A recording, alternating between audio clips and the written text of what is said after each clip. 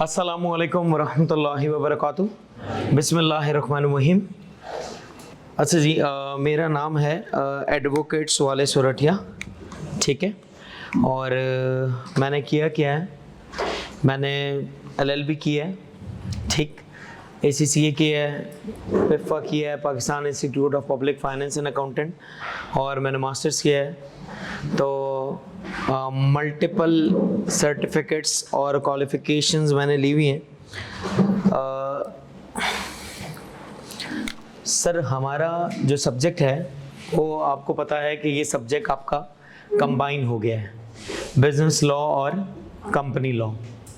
कितने ऐसे लोग हैं जो बिजनेस लॉ पिछली अटेम्प्ट में या इससे पहले दे चुके हैं? ओके।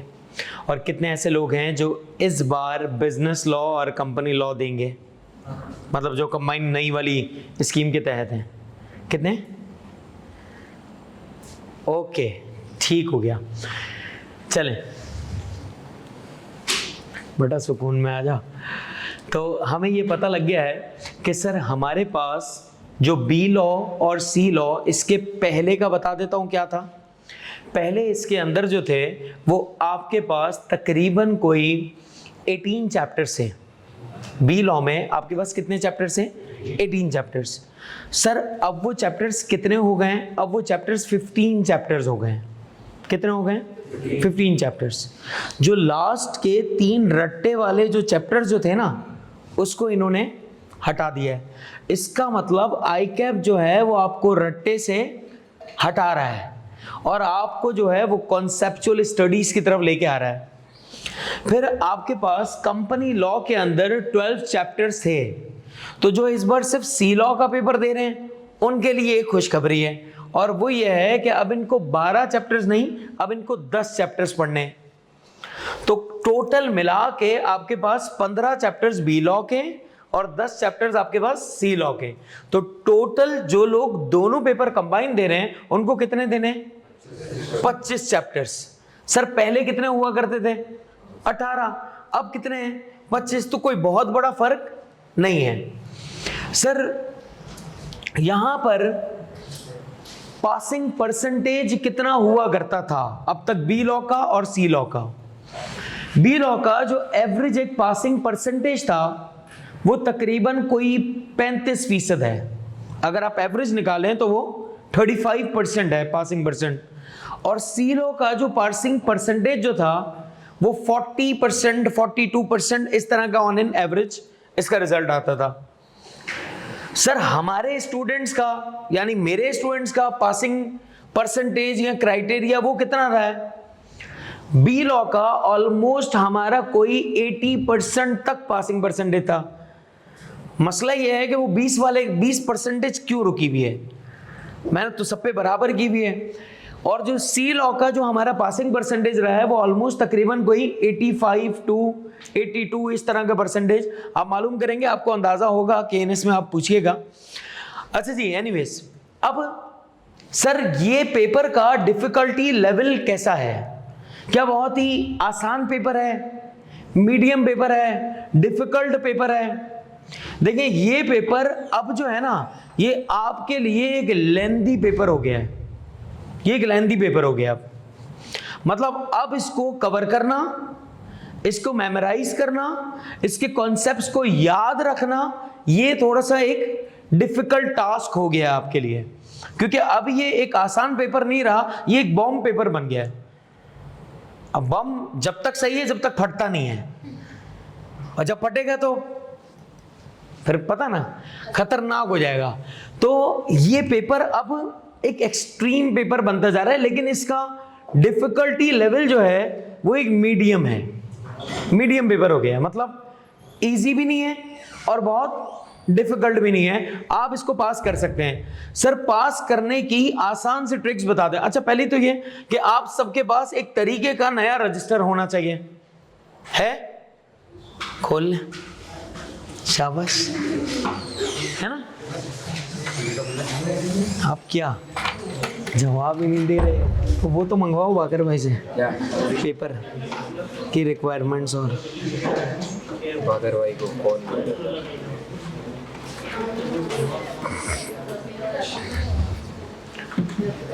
चलो अब ये रखवा दिए, लैपटॉप कहाँ गया? अभी ये वाला अच्छा चलें। अब आपने करना क्या है, आपने करना यह है, जो बातें मैं बोलता जाऊंगा वो बातें आप लिखते जाएंगे। पास करने का सबसे पहला रूल, कंप्लीट कोर्स को पढ़ के जाना है।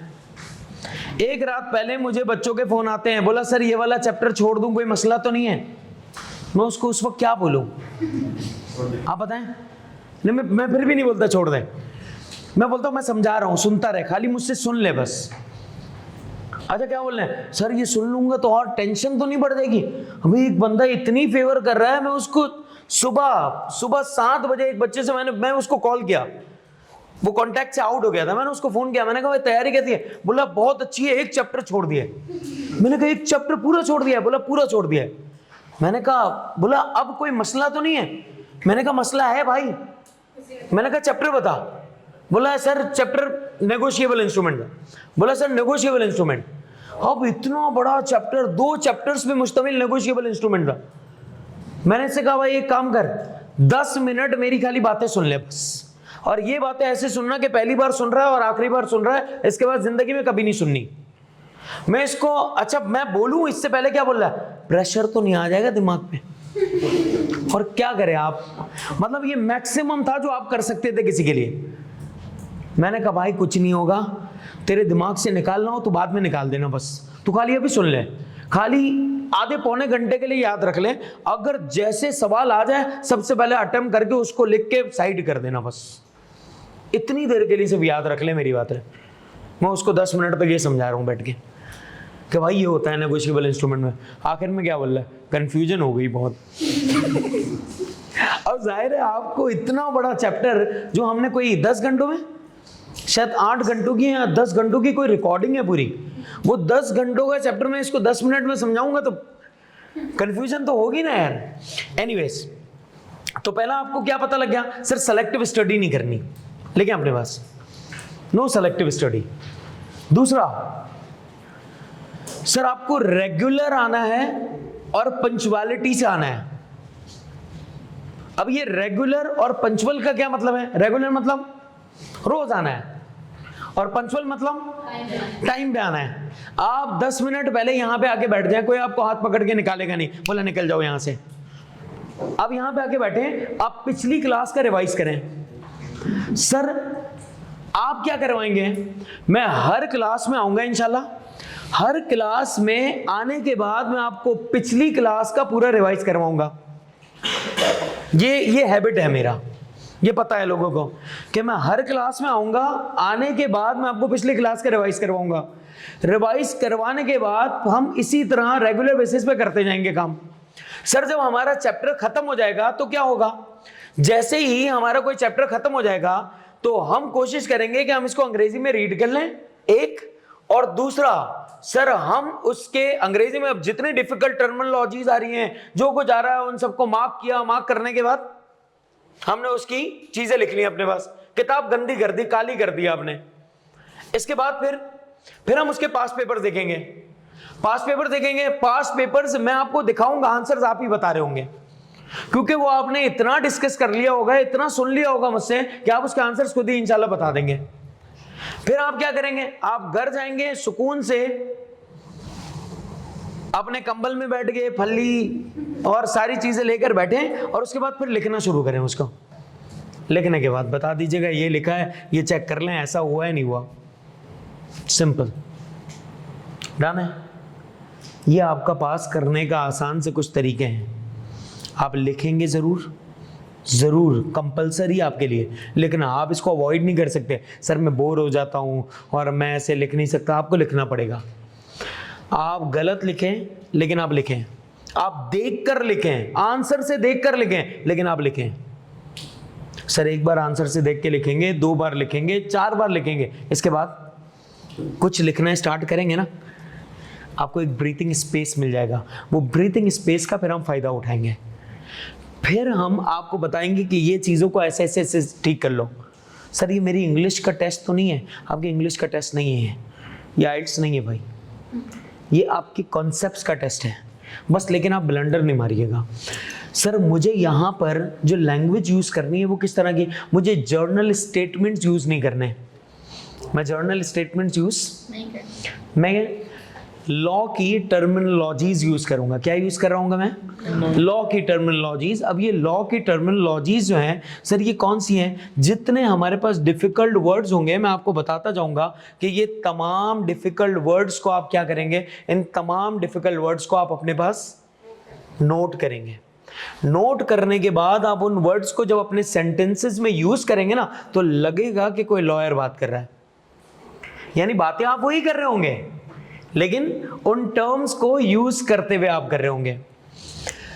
सर बी लॉ और सी लॉ के अब तो कंबाइन हो गया है।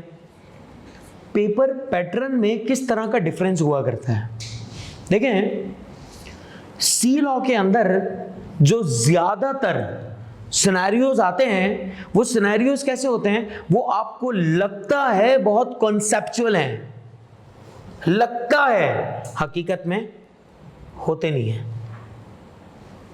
सी लॉ के अंदर आपको लगेगा कि जो सिनेरियो दिया हुआ है वो सिनेरियो बहुत ही कॉन्सेप्चुअल सिनेरियो है, जबकि वो कॉन्सेप्चुअल होगा नहीं, उसको आंसर आपने रट्टे से करना होगा, सीम्स लॉजिकल होगा। वो क्या होगा? सीम्स लॉजिकल, लग रहा होगा, प्रिटेंड कर रहा होगा आपको मैं बहुत मुश्किल हूं, जबकि होगा नहीं। बी लॉ के अंदर जो सिनेरियो होगा ना सर वो सिनेरियो सीम्स लॉजिकल कम होगा और वो एक्चुअल में आपको अपनी लॉजिक्स का इस्तेमाल करना होगा, उसमें आपको अपनी लॉजिक्स का इस्तेमाल करना होगा सी लॉ बी लॉ में। बात समझ आती है? अब सर हमारे पास जो ये चैप्टर्स हैं इनमें से मैं आपको स्टार्ट करवाता हूं कंपनी लॉ के बारे में कि सर कंपनी लॉ है क्या। देखिए हम कोशिश करेंगे कि हम 4 क्लासेस आपकी वीक में लें। अब वो वीक में अगर मैं 4 क्लासेस लूंगा तो वो क्लासेस कैसे होंगी? 2 क्लासेस हम कंपनी लॉ की कर लें और 2 क्लासेस हम बिजनेस लॉ की कर लें, या फिर 2 क्लासेस कंपनी लॉ की और 1 क्लास आपकी बिजनेस लॉ की। ठीक है, हम इस तरीके से इसको मैनेज करने की कोशिश करेंगे ताकि दोनों चीजें आपकी साइमल्टेनियसली चलती रहें। ऐसा ना हो जाए, क्योंकि पहले मैंने ये सोचा कि यार 1 week business law 1 week company law, वो शायद इतना अच्छा होगा नहीं। अब जिस बच्चे ने कंपनी लॉ आज पढ़ा है अब वो उससे अगले हफ्ते पढ़ेगा और वो आपके सवाल पूछेगा ना, खून हिला देगा मेरा, ब्लड प्रेशर शार्ट, वो नहीं बोलता प्लग शार्ट, प्लग हो जाएगा आगे पीछे। बात समझ आ रही है? अपने पास हेडिंग लिखें कंपनी लॉ की। मैं मार्कर चलाता हूं।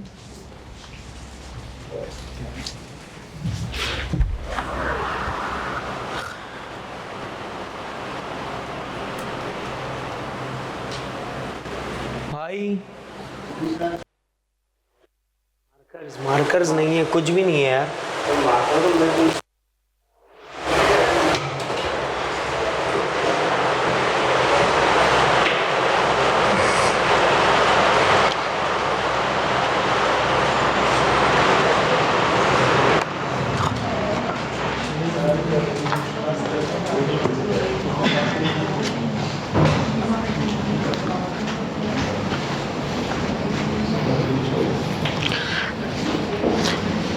मार्कर्स आ जाएं तो हम लिखते हैं, चल लेंगे यार, लेकिन चल नहीं रही है। आ जाए जी, चलें। अब यहां पर देखते हैं सर टाइप्स ऑफ ऑर्गेनाइजेशन कौन सी हैं? Types of an organisation.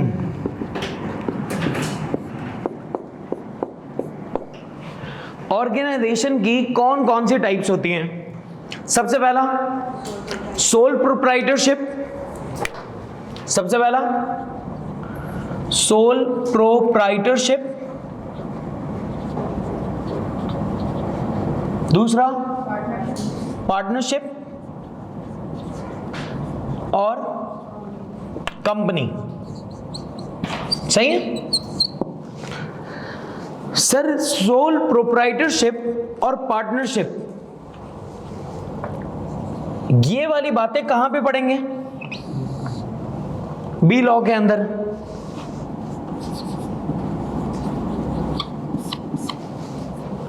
और ये वाली बात ऑब्वियस बात है कंपनी लॉ में। अब सर इनमें फर्क क्या होगा? देखिए अल्फाजों का डिफरेंस कितना ज्यादा है।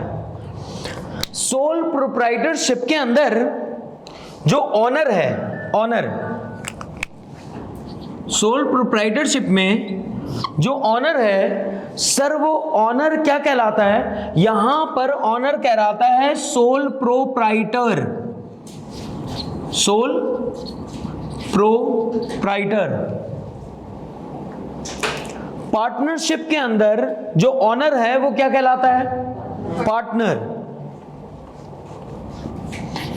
इसके अंदर ऑनर क्या कहलाता है? पार्टनर। और कंपनी के अंदर जो ऑनर है वो क्या कहलाता है? शेयर होल्डर या फिर मेंबर। सर क्या ये दोनों वर्ड सेम हैं या अलग अलग हैं? वर्ड्स अलग हैं, इनके मतलब भी अलग अलग हैं। सर ज्यादातर कंपनी एक्ट कौन सा वर्ड यूज करता है? वो वर्ड यूज करता है मेंबर का। कौन सा वर्ड यूज करता है? मेंबर का। आपको एक बात पता लग रही है कि ज्यादातर एक्ट में कौन सा वर्ड यूज किया हुआ होगा? मेंबर का। क्यों किया हुआ है? इसका लॉजिकल रीजन है, आगे बढ़ते जाएंगे आपको बताता जाऊंगा। सर हम क्या फॉलो करते हैं?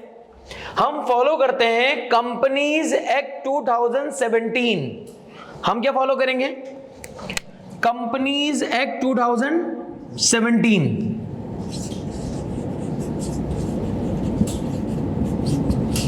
एक्ट 2017, ठीक है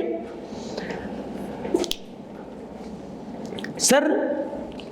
यहां पर देखिएगा लिख रहे हैं ना, हर बात लिखनी है आपको। लिखते जाएंगे, आपको मजा आते जाएगा। आपका रजिस्टर खूबसूरत होना चाहिए, आपको उसे देखने को दिल करे बाद में भी, वरना आपको दिल नहीं करेगा। आपकी अगर शक्ल अजीब सी दिख रही होगी तो आप कभी आईने में देखेंगे? नहीं देखेंगे ना। आप क्या बोलेंगे? यार इतने अजीब से लग रहे हैं, अभी छोड़, देखते ही नहीं है। लेकिन जिस दिन आप तैयार होंगे तो आप शीशा कितनी बार देखते हैं? बार बार। बोले बार बार देखते हैं। आज आप बदलेंगे नहीं, मतलब ऐसा नहीं कि आप बदल गए, उर्मिला लग रही है अचानक इतना कोई बदलाव नहीं आएगा, लेकिन आपको अच्छा लगना चाहिए बस, ठीक है? तो आपका रजिस्टर अगर अच्छा होगा आपको अच्छा लगेगा। अब यहां पे देखें सर, सोल प्रोप्राइटरशिप के अंदर जो बिजनेस के अंदर जो पैसा लेकर आया जाता है उस पैसे को हम क्या कहते हैं? ऑनर जो इन्वेस्ट करता है बिजनेस के अंदर उसे हम क्या कहते हैं? Capital. Very good. Sole proprietorship के सामने तो यहां पर जो बिजनेस में जो पैसा आ रहा है सोल प्रोप्राइटरशिप में, इसे हम क्या कहते हैं? कैपिटल। पार्टनरशिप के अंदर सर जो पैसा आ रहा है इसे हम क्या कहते हैं? कैपिटल। कंपनी के अंदर जो पैसा आ रहा है उसे हम क्या कहते हैं? Share capital. Share capital. अब ये आपको बाज़ाहिर लग रहा होगा, बोला ये कोई फर्क बताने की बात है? ये जब आप पढ़ेंगे और जब आप वर्ड्स यूज करेंगे तो आपको लग पता जाएगा कि यार ये वर्ड्स अलग अलग क्यों लिखे हुए हैं किताब में। अब समझ आ रही है? तो पहले आपको एक ओवरव्यू दे रहा हूं, क्या यूज करेंगे वर्ड? Share capital. समझ आ रही है बात या नहीं? छोटू लिख रहे हो ना? अब मुझे बताएं, सोल प्रोप्राइटरशिप में नंबर ऑफ ऑनर्स कितने होते हैं? एक, है ना? पार्टनरशिप में नंबर ऑफ ऑनर्स कितने होते हैं? मिनिमम 2। अभी तो अपन मिनिमम, अपन वो बातें अभी के लिए हटा दो क्योंकि सबको नहीं पता ना।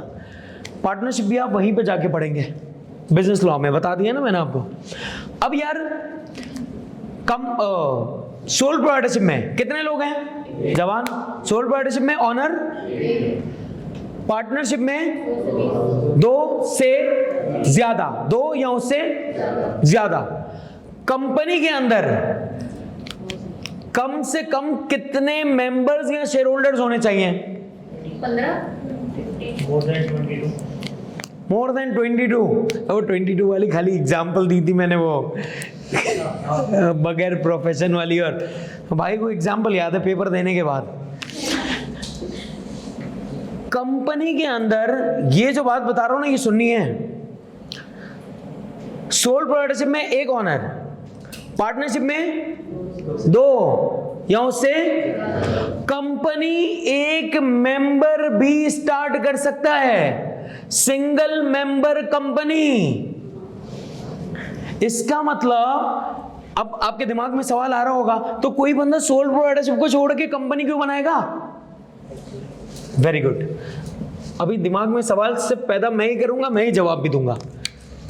तो सर यहां पर सोल प्रोप्राइटरशिप में कितने ऑनर हैं? यहां पर 2 से ज्यादा। कंपनी के अंदर 1 भी हो सकता है, 1 भी हो सकता है, और ज्यादा से ज्यादा अनलिमिटेड मेंबर्स हो सकते हैं, कोई लिमिट ही नहीं है। अब सर ये कौन सी कंपनी है जो 1 बंदा स्टार्ट कर रहा है, जिसमें 1 मेंबर है, जिसमें 1 शेयर होल्डर है? ये कहलाती है आपकी SMC। SMC क्या है? Single member company. क्या कहलाती है ये आपकी? ये आपकी एक सिंगल मेंबर कंपनी कहलाती है। समझे क्या नहीं? ठीक है।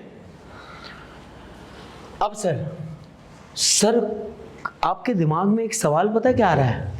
ये कौन सा बंदा है जो सोल प्रोप्राइटरशिप स्टार्ट कर सकता है बिजनेस, और वो कंपनी की तरफ जा रहा है? हर है ना, सोल प्रोप्राइटरशिप के बिजनेस को स्टार्ट करने में क्या आपके ऊपर कोई रिस्ट्रिक्शंस हैं? नहीं है ना। जो चाहो जब चाहो बिजनेस स्टार्ट कर लो, जब चाहो बिजनेस खत्म कर दो, ऐसा ही है। इसके अंदर आपको कंपनी की सारी रिक्वायरमेंट्स को मीट करना पड़ेगा। तो सर कौन सा ऐसा बंदा है जो अपने ऊपर रिस्ट्रिक्शंस खुद पैदा करे? कौन सा ऐसा शख्स है जो अपने ऊपर ऑब्लिगेशंस खुद लेकर आए, बोला मुझे मारो? ऐसा कौन सा बंदा होगा? कोई बेवकूफ बंदा होगा ना जो ये बोले कि यार मुझे मार दो। तो इट मींस कि सर यहां पर जहां रिस्ट्रिक्शंस आ रही होंगी, वहां साथ में कुछ बेनिफिट्स भी अटैच्ड हो रहे होंगे। सोल प्रोप्राइटरशिप की अब यहां से एक सवाल निकला, सर मैं एसएमसी क्यों स्टार्ट कर रहा हूं और मैं सोल प्रोप्राइटरशिप स्टार्ट क्यों नहीं कर रहा? देखो यहां पर सोल प्रोप्राइटरशिप की जो लायबिलिटी है वो क्या है? अनलिमिटेड। मैं अभी मतलब बताऊंगा आपको लायबिलिटी क्या है। अनलिमिटेड। ये इसका आपको कॉन्सेप्ट यहां पे समझ आएगा अभी। सर पार्टनरशिप में भी जो पार्टनर्स हैं उनकी लायबिलिटी क्या है?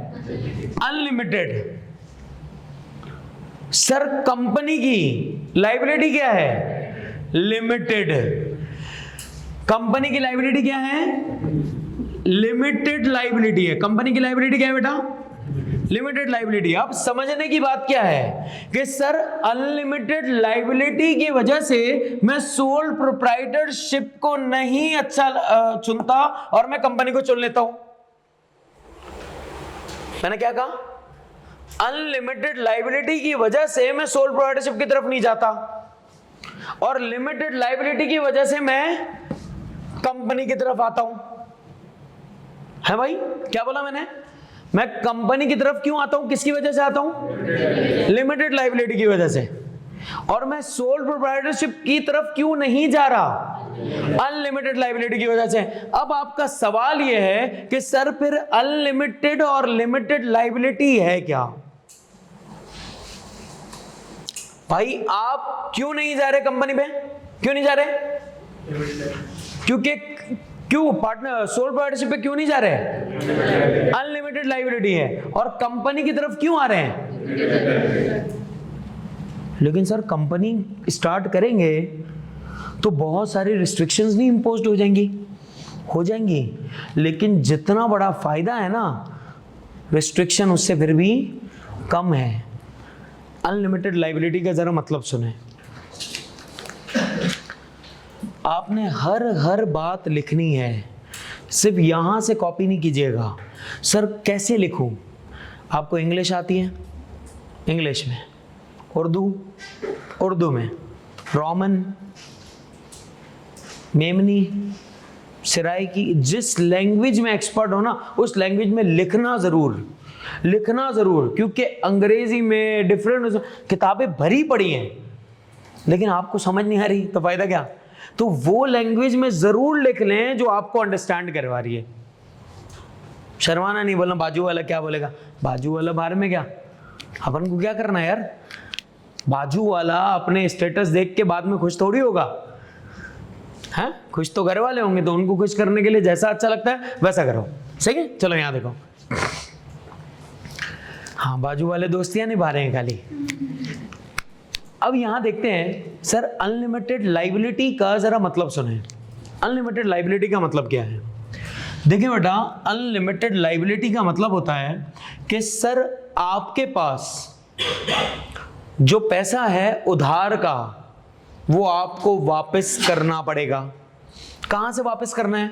अपने बिजनेस के एसेट से। अगर आप अपने बिजनेस के एसेट से वो पैसा वापस ना कर सके तो आपको अपनी पर्सनल प्रॉपर्टीज बेच कर भी वो पैसा क्या करना पड़ेगा? वापस करना पड़ेगा। जरा समझते हैं बात। अनलिमिटेड लायबिलिटी में सर आपकी लायबिलिटी कितनी है?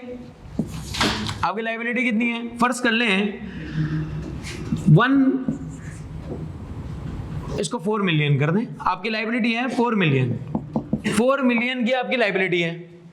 अब आपके बिजनेस को हो गया नुकसान, हो गया। सर आपके पास पैसे, बिजनेस के एसेट्स बचे कितने? प्लीज मेक श्योर करें, पहले आप यहां देख रहे हैं आपके वो पैसे बचे कितने?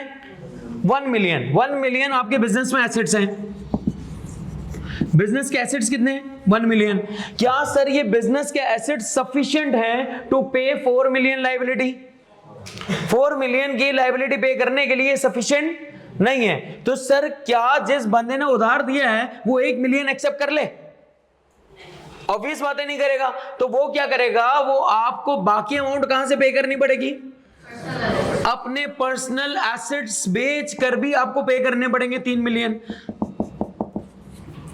तो फिर ये कितना बन जाएगा?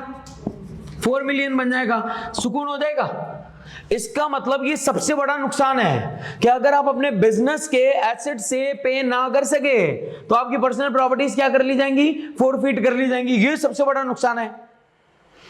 तो सर कंपनी के अंदर ऐसा क्या होता है? फिर लिमिटेड लायबिलिटी का पहले मतलब समझो। लिमिटेड लायबिलिटी का मतलब यह है कि सर जितना आपके पास रखा हुआ है, जितना आपके बिजनेस के अंदर है उतना ही पे करेंगे, उससे ज्यादा आप पे नहीं करेंगे। आपको अपने घर से पैसा उठा के लेके आने की जरूरत नहीं है। आप पे कितना करेंगे? उतना ही अमाउंट पे करेंगे जितना हमारे बिजनेस के अंदर मौजूद है, उससे ज्यादा का अमाउंट हम पे नहीं करेंगे। समझ आ रही बात या नहीं? हम कितना अमाउंट पे करेंगे? उतना ही अमाउंट पे करेंगे जितना हमारे बिजनेस के अंदर है। हमें अपने पर्सनल एसेट से पेमेंट करने की जरूरत नहीं है। तो अनलिमिटेड लायबिलिटी में क्या होता है कि हम पेमेंट कहां से करते हैं? Personal assets. अगर बिजनेस एसेट सफिशिएंट ना हुए तो कहां से पेमेंट करोगे? पर्सनल एसेट से। यस और नो? और लिमिटेड लायबिलिटी क्या है कि हम पेमेंट कहां से करेंगे? बिजनेस एसेट से। हमारे पर्सनल एसेट्स को कोई फोरफीट नहीं कर सकता, उसको कोई डिस्पोज नहीं कर सकता, उसको कोई बेच नहीं सकता। सिर्फ फर्क समझ आ रहा है लिमिटेड अनलिमिटेड में? फिर मैं इसको कंपनी के अंदर घुसा के दिखाता हूं। सर यहां अच्छा पहले लिख लें, आप लोग लिख लें पहले सुकून से, लिखना ज़रूरी है, लिखना ज़रूरी है भाई, हर बात। बच्चों को मस्तियों पे नहीं लगा।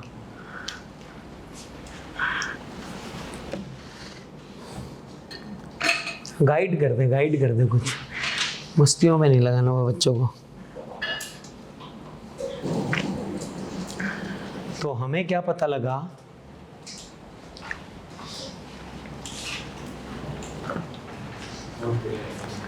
कि किसको मैसेज कर रहा है? अब तो मम्मी का फोन भी नहीं आ रहा होगा, पापा का वो सुबह आता था, पहुंच गए नहीं पहुंचे।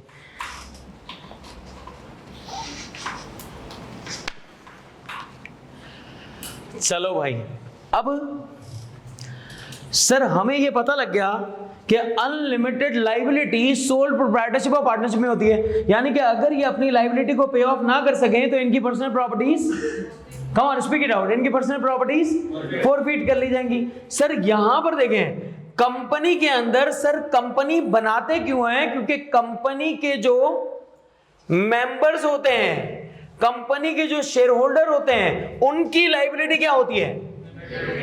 और यहां इनके जो ऑनर होते हैं, ये जो ऑनर होते हैं, इनकी लाइबिलिटी क्या होती है? अनलिमिटेड। और इसके जो ऑनर है, इनकी लाइबिलिटी लिमिटेड है। यस और नो? समझ आ रही बात? इनके ऑनर की लाइबिलिटी, स्पीक इट आउट, इनके ऑनर की लाइबिलिटी और इनके ऑनर की लाइबिलिटी लिमिटेड है। अब सर लिमिटेड दो किस्म की हैं, लिमिटेड लाइबिलिटी दो किस्म की है। One is limited by shares. अब ये लिमिटेड लाइबिलिटी दो किस्म की है, तो इसका मतलब इनके जो ऑनर हैं वो किसने लाइबल हैं? कितना लाइबल है? बस जितना इनके नंबर ऑफ शेयर्स नहीं है। दो चीजें, लिमिटेड बाय शेयर्स और दूसरा लिमिटेड बाय गारंटी। सही है? दो किस्म से, one is limited by shares, other one is limited by guarantee. Sir limited by shares को समझते हैं पहले। देखिए यार, आपने शेयर्स की पेमेंट या तो कर दी होगी, या शेयर्स की पेमेंट आधी की होगी, या शेयर्स की पेमेंट आपकी रहती होगी, आपने कुछ भी नहीं की होगी। तीन बातें। हाँ भाई, कितनी बातें? तीन बातें। पहली बात, या तो आपने शेयर्स की पूरी पेमेंट कर दी है, कुछ भी बाकी नहीं है, या आपने शेयर्स की पेमेंट की ही नहीं है अब तक और शेयर्स खरीद लिए हैं, तो इसका मतलब कुछ भी पेमेंट अब तक नहीं हुई। तीसरा, सर आपने शेयर्स की पेमेंट की है, लेकिन कितनी की है? आधी पेमेंट की है, इसका मतलब पेमेंट अभी बाकी है। तीन बातें हैं। वन इज फुली पेड, अभी शेयर्स क्या है ये सब बताऊंगा, सब पता लगने वाला है। अभी तो पहले ऐसे थोड़ा सा धक्का तो लगाया गाड़ी को, हाँ धक्का लगेगा लगेगा लगेगा लगेगा, फिर आपका इंजन स्टार्ट हो जाएगा। जब ये इंजन स्टार्ट हो जाएगा ना, फिर कश्ती की तरह खुद ही ब्रुम ब्रुम कर दे, फिर निकलते जाना बस। सबसे पहला क्या है? Fully paid. फिर क्या है? Partial paid, partial amount paid. ये तीन केसेस बना दिए, सही है? इसको C1 कर देते हैं, इसको C2 C3 और अनपेड अमाउंट। सर हमने शेयर्स खरीद लिए हैं, हमने शेयर्स खरीद लिए हैं, लेकिन सर शेयर्स की हमने पेमेंट पूरी कर दी। क्या कोई लाइबिलिटी मेरे ऊपर बाकी है? कोई लाइबिलिटी ऊपर आपके ऊपर बाकी नहीं है। अब अगर कंपनी अपनी लाइबिलिटी पे ना करने की वजह से डूब रही हो, कोई मुझे आगे पकड़ नहीं सकता। यस और नो? क्योंकि मेरे जो शेयर्स थे उसकी अमाउंट मैं क्या कर चुका हूं? पे कर चुका हूं। इसका मतलब क्या मेरी कोई लाइबिलिटी बनती है? मेरी मतलब जवान, मेरी मतलब मेंबर्स। क्या मेंबर्स या शेयर होल्डर की कोई लाइबिलिटी बाकी है? The answer is no, no liability. हाँ या ना? दूसरी, सर मैंने पार्शियल पे किया है। मैंने कितना पे किया है? पार्शियल। पार्शियल मतलब आधा पे किया है, आधा अभी बाकी है, आधा भी पे नहीं किया। सर कंपनी को नुकसान हो गया है 5 अरब रुपए का, 5 अरब रुपए का नुकसान।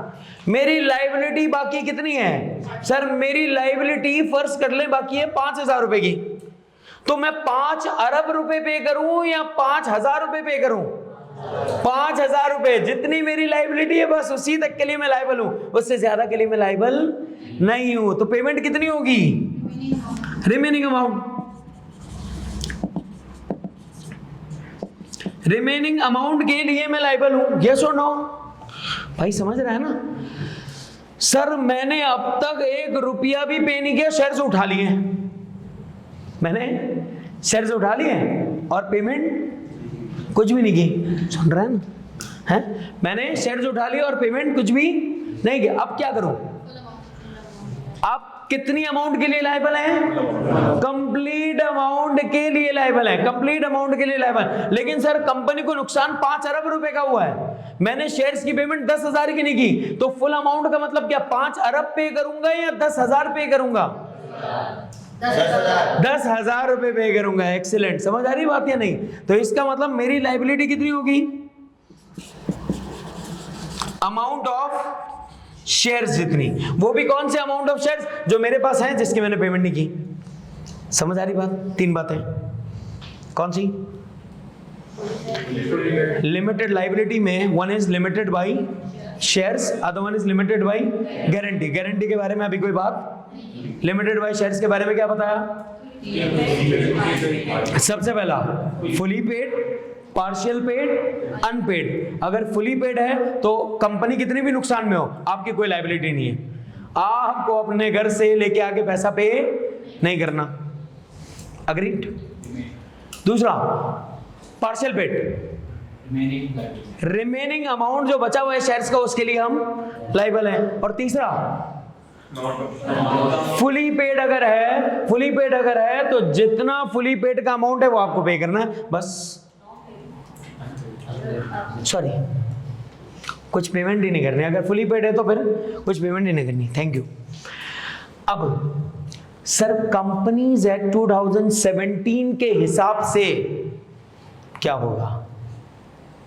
अब हर शेयर्स के ऊपर लायबिलिटी होगी ही नहीं, आपको फुली पे करना पड़ेगा।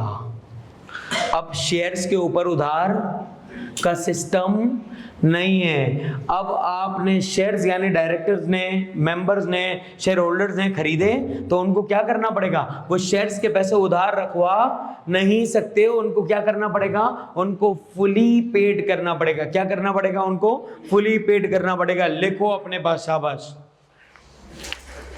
तो कंपनीज एक्ट 2017 के हिसाब से लॉ क्या है कि आपको क्या करना पड़ेगा? Fully paid. इसका मतलब अब पार्शियल पेड और अनपेड वाली कहानी नहीं होगी। तो हमें ये बता रहे थे आप, सिर्फ बताया आपको।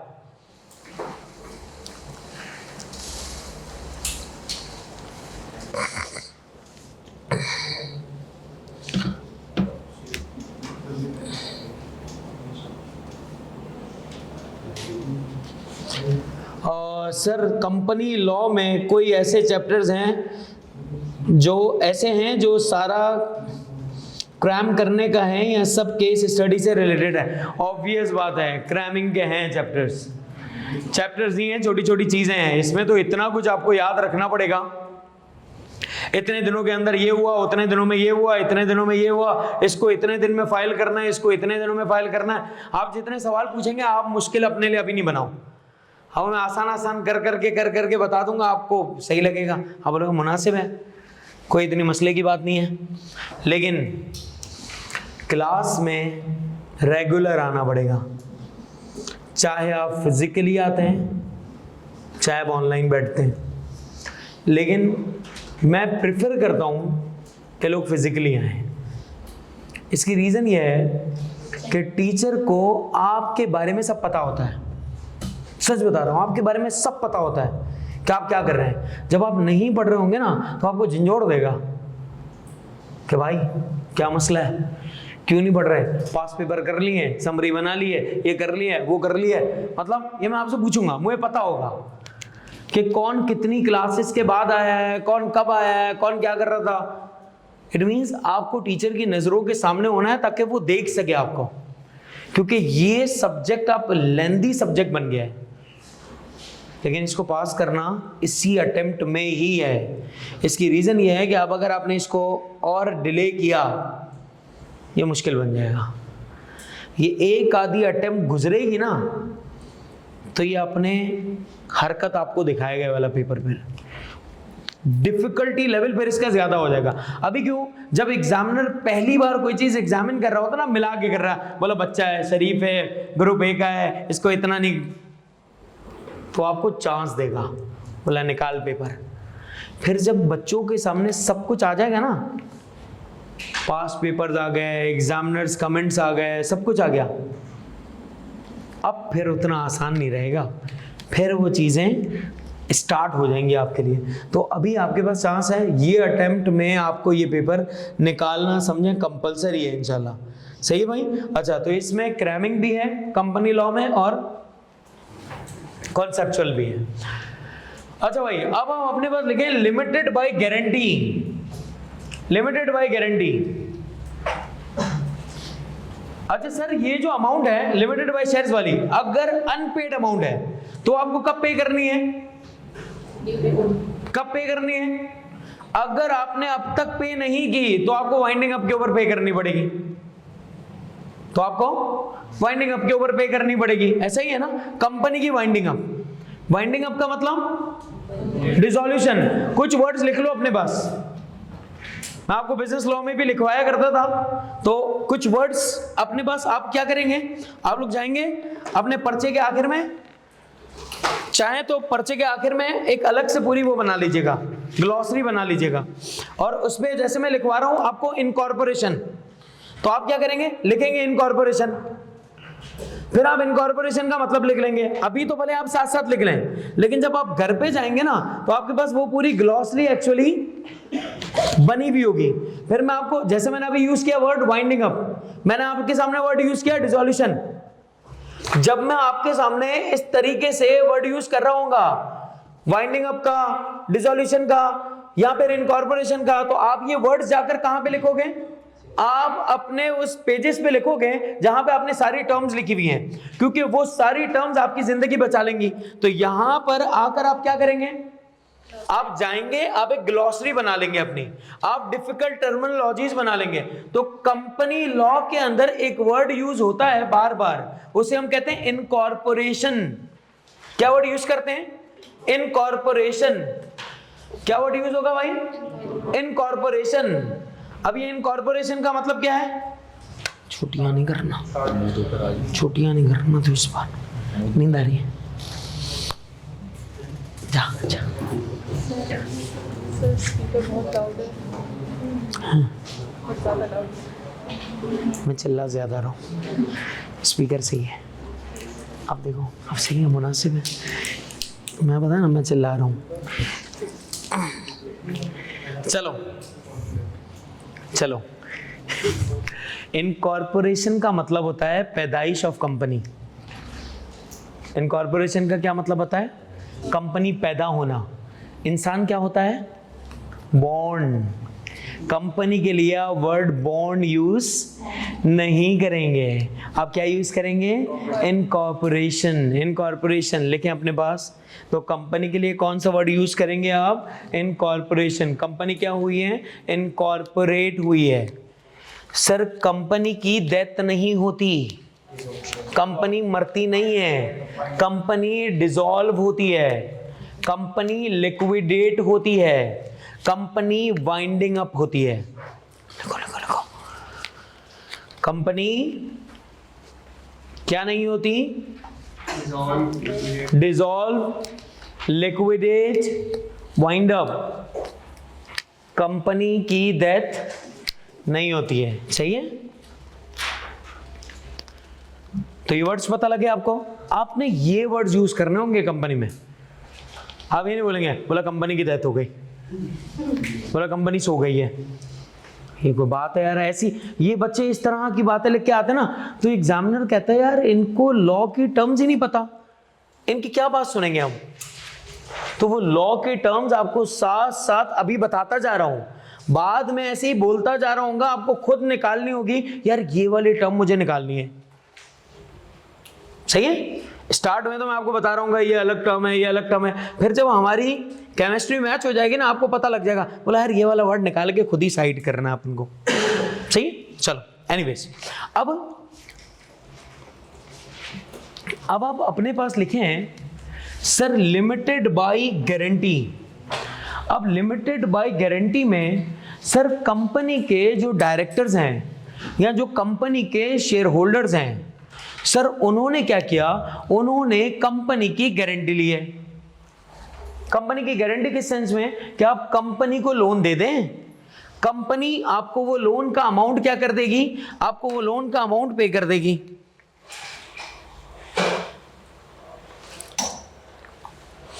कंपनी आपको लोन का अमाउंट क्या कर देगी, पे कर देगी।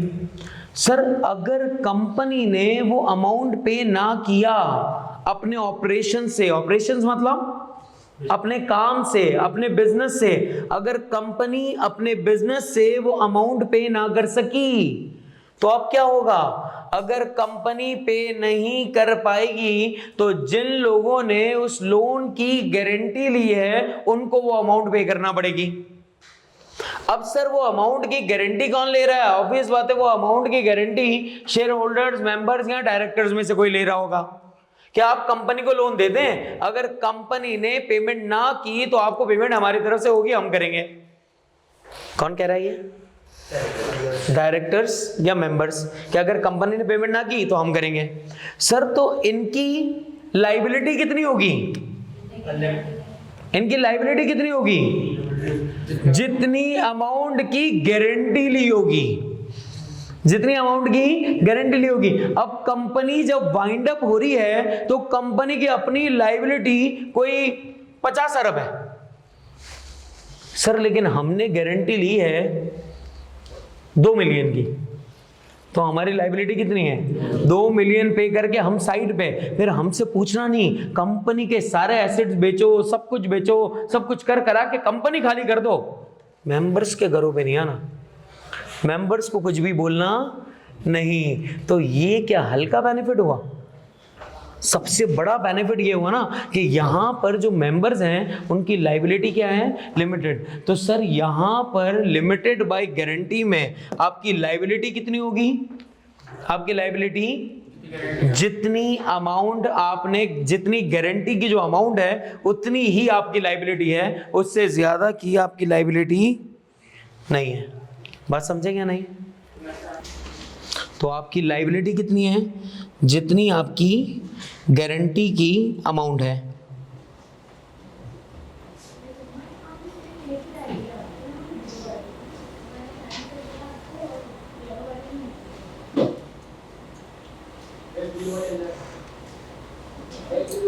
तो बाकी जो अमाउंट होगी वो कहाँ से, कंपनी बेचकर।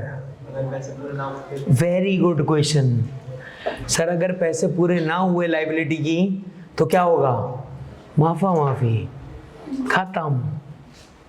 वो छोड़ देगा। हाँ, अभी तो कंपनी शुरू नहीं हुई तो ये बर्बादी की पड़ी है, अभी तो कंपनी पढ़ना शुरू ही नहीं किया है, ये बोला बर्बाद होने के बाद क्या होगा, अभी तो टेंशन नहीं ले इतना, अभी तो मैं सब बता दूंगा।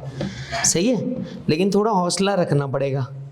सही है भाई, चलो अब यहां तक बातें समझ आती हैं। अपने पास लिखो, गारंटी जो गारंटी ले रहा है उसके पर्सनल एसेट्स इसमें हो सकते हैं, नहीं तो फिर वो जितने अमाउंट की गारंटी ली है उसके लिए हो सकते हैं, उसके लिए हो सकते हैं।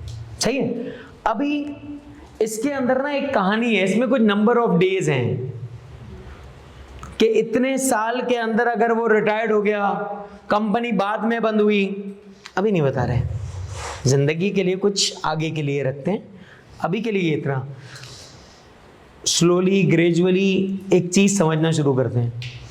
लेकिन कंपनी वो है, हम कहते हैं ये एक इंसान है, आप हैं इंसान, शक कर रहे हैं आप, शक कर रहे हैं, हंस के शक कर रहे हैं अपने ऊपर। आप इंसान है ना? हाँ भी नहीं बोल रहे। इसी तरह हम कहते हैं आप और हम इंसान हैं, कंपनी भी एक इंसान है। अब आपका दिमाग हिल गया थोड़ी देर के लिए, आप बोलेंगे यार मैं तो इंसान हूं, ये भी इंसान है, ये कंपनी कैसे इंसान हो गई? आपको कंपनी, मैं आपको ये अभी बताओ दूंगा कि हाँ यार कंपनी एग्जिस्ट करती है, कंपनी इंसान है, आप बोलोगे हाँ यार कंपनी इंसान है। तो एक चीज जो हकीकत में दिख नहीं रही, मैं उसको दिखाने की कोशिश करूंगा आपको। मैं आपको बोलूं, मैं आपको हाथी के बारे में बताऊं। अब आपने कभी जिंदगी में हाथी देखा ही नहीं, तो मैं आपको कैसे समझाऊंगा हाथी कैसा होता है, क्या करता है, क्या नहीं। इसी तरह कंपनी भी आप देख नहीं सकते, लेकिन मैं बोलूंगा ये एक इंसान है, तो मैं आपको देखने पे मजबूर करूंगा कि तुम ऐसा सोचोगे ये एक इंसान है। हैं? समझे? अपने पास लिखे हैं कैरेक्टरिस्टिक्स ऑफ कंपनी। अपने पास लिखे हैं characteristics of company.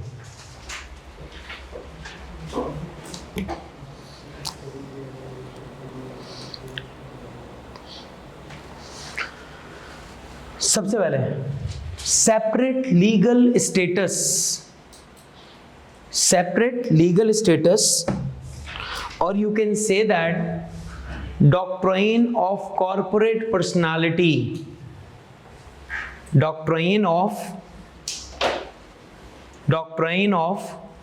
Corporate personality. सही है सर? कंपनी का एक अलग लीगल एंटिटी है, कंपनी का एक अलग स्टेटस है, कंपनी की एक अलग पर्सनालिटी है, आपका एक अपना अलग स्टेटस है, आपका एक अपना ऑरा है, कंपनी का भी है? कंपनी का भी है। जो चीज़ आपके लिए वो कंपनी के लिए भी है? जैसे कि क्या, सुनना, मैं अच्छा नहीं लगता, देखना मेरे को। क्यों नहीं देख रहा? शिव भाई तुम्हारा मोबाइल सही है। अच्छा, अब हुआ ऐसा, मैंने आपसे कहा क्या आप अपने नाम पर एसेट्स खरीद सकते हैं? सवाल, सिंपल से सवाल, क्या आप अपने नाम पे एसेट्स खरीद सकते हैं? है ना, खरीद सकते हैं। क्या कंपनी अपने नाम पे एसेट्स खरीदती है? खरीदती है। यूनिलीवर ने अपने नाम पे एसेट खरीदा हुआ है? पीआईए के नाम पे एसेट है या नहीं है? अबे जहाज किसके अपने नाम पे कोई थोड़ी है, पीआईए के नाम पे है ना। इसका मतलब आपके ऊपर लाइबिलिटी हो सकती है। कंपनी के नाम पे लाइबिलिटी होती है? होती है। इसका मतलब क्या आप किसी पे केस कर सकते हो? हैं? क्या कंपनी अपने नाम से किसी पे केस कर सकती है? कर सकती है। क्या कंपनी पे केस हो सकता है? आप पे भी तो हो सकता है। क्या आप कॉन्ट्रैक्ट कर सकते हो अपने नाम से? हैं? कंपनी अपने नाम से कॉन्ट्रैक्ट कर सकती है? कर सकती है। आपके नाम का बैंक अकाउंट होता है? कंपनी के नाम का बैंक अकाउंट होता है? अबे तो जो मेरा है वो कंपनी का भी तो वही चल रहा है, तो फिर हम दोनों में फर्क क्या हुआ? कुछ नहीं।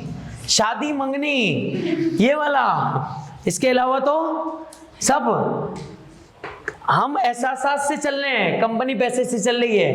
दरअसल आप भी पैसे से ही चल रहे हैं। तो दोनों के चलने का सिस्टम भी सेम है, दोनों के चलने का सिस्टम भी सेम है। इसलिए इसे हम कहते हैं separate legal entity.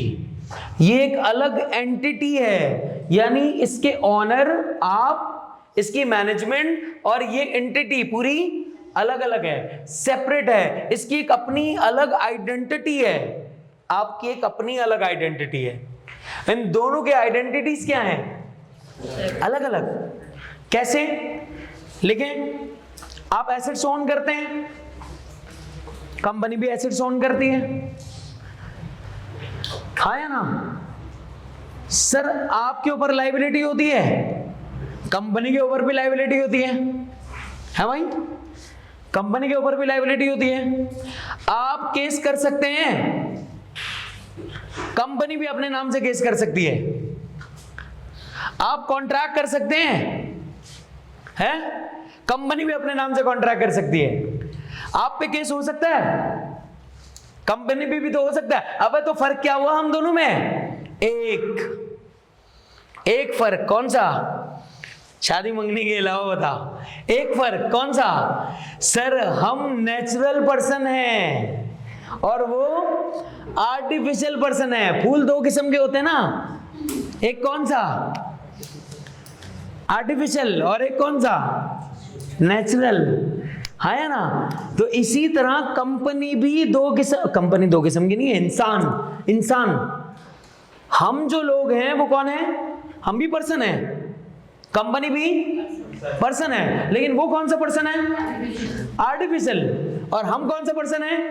Natural person. इसका मतलब कि हर आर्टिफिशियल पर्सन को चलाने के लिए एक्सीलेंट एक नेचुरल पर्सन की जरूरत होगी। कोई भी आर्टिफिशियल पर्सन अपने हिसाब से कभी भी नहीं चल सकता, उसको चलाने के लिए हमेशा किसकी जरूरत होगी? नेचुरल पर्सन की, यानी कि मैनेजमेंट की जरूरत होगी। और वो मैनेजमेंट कौन होगी? वो मैनेजमेंट हमेशा आपके नहीं जरूरी थोड़ी है, अपने पैसे बढ़ा लिए इसने। वो मैनेजमेंट जो है सर, वो मैनेजमेंट आपकी नेचुरल पर्सन होगी। कौन होगी? वो नेचुरल पर्सन होगी। तो आर्टिफिशियल पर्सन को यानी कंपनी को चलाने के लिए जो जरूरत होगी वो किसकी होगी मेरे भाई? नेचुरल पर्सन की। यस और नो? एक खाली सवाल पूछ लेता हूं, समझ आए तो ठीक है, नहीं आया तो छोड़ देना, बाद में तो समझ आ ही जाएगा इंशाल्लाह। अभी तो ऐसे ही खाली शुगल कर रहा हूं आपके साथ। मेरा सवाल आपसे ये है,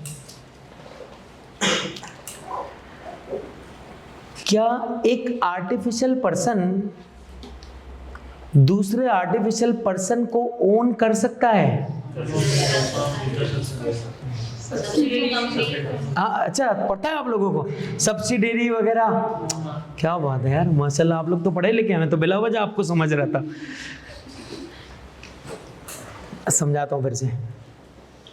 क्या एक आर्टिफिशियल पर्सन दूसरे आर्टिफिशियल पर्सन को ओन कर सकता है, एक्वायर कर सकता है? यानी कि सर यूनिलीवर बाइको कंपनी के शेयर्स खरीद सकती है, खरीद सकती है। जब ये शेयर्स खरीद लेगी तो ये क्या बन जाएगी? यूनिलीवर ऑनर बन जाएगी ना। तो इसका मतलब कि लिख लेना ये वाली बात, समझ आ गई? तो समझ आई बात क्या नहीं? एक आर्टिफिशियल पर्सन दूसरे आर्टिफिशियल पर्सन को क्या कर सकता है? ओन कर सकता है, एक्वायर कर सकता है, उसका मेंबर बन सकता है, उसके शेयर होल्डर बन सकता है। बात को थोड़ा और आसान करूं, इसमें जॉइंट वेंचर आ सकते हैं? फिर मस्ती बोली बेटा।